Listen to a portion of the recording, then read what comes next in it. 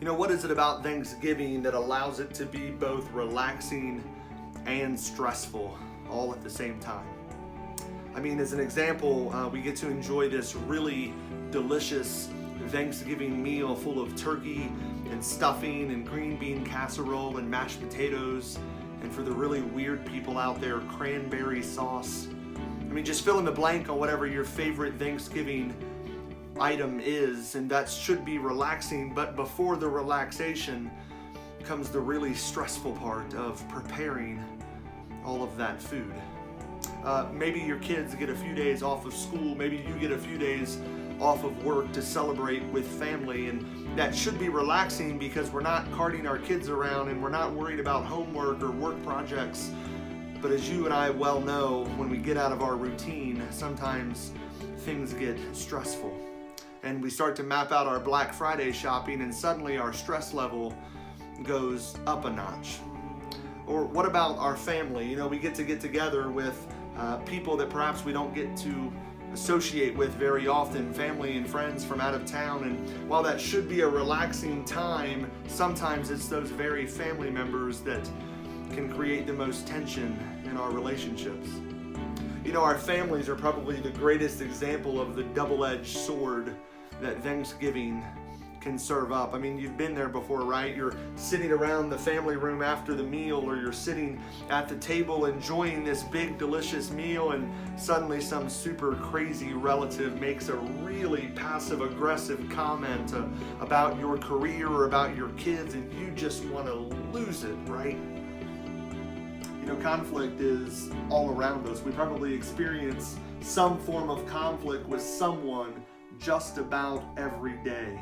Some are small, pretty minor disagreements. Others are medium-sized disagreements that blow over in just a few days. And some are really big battles that somehow alter the very course of those involved. The reality is that most of the time when we experience conflict, we never really deal with it.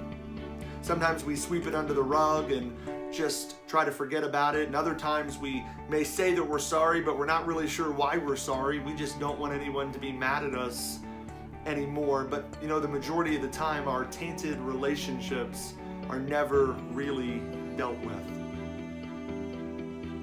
You see, sometimes I think that we forget what the source of our conflict really is. It's really not about your crazy relative making passive-aggressive comments. It's not about your unreasonable spouse or your out-of-control kids. In the book of 1 Peter chapter 5, verse 8, it says to stay alert, to watch out, for your great enemy, the devil, prowls around like a roaring lion, looking for someone to devour. You see, I think we often forget what's going on behind the scenes of our relationships. You see, it's the devil's desire to bring discord into your family, especially at the Thanksgiving and the holiday season. And if he can drive a wedge in between you and your family, then he's winning that battle. So what's the alternative? What do we do about these tainted relationships? God's word certainly gives us a few tidbits that I think are worth considering as we move forward.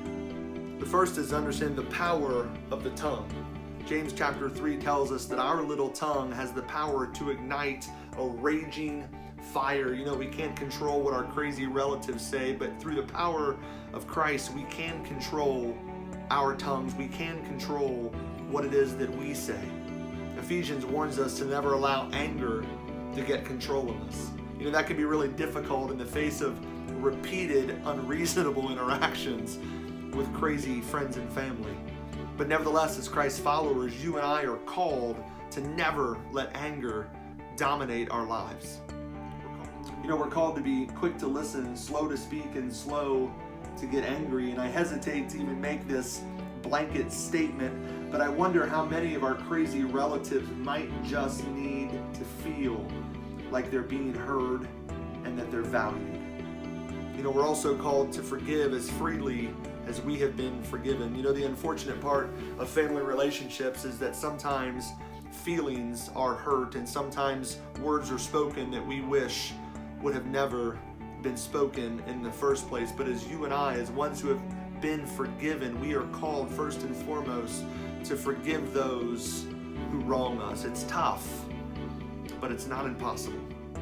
You know, Thanksgiving is a prime opportunity for us to turn the tide of our tainted relationships. I mean, what if this Thanksgiving served not as just something that needed to be survived, but something that we could learn to thrive in?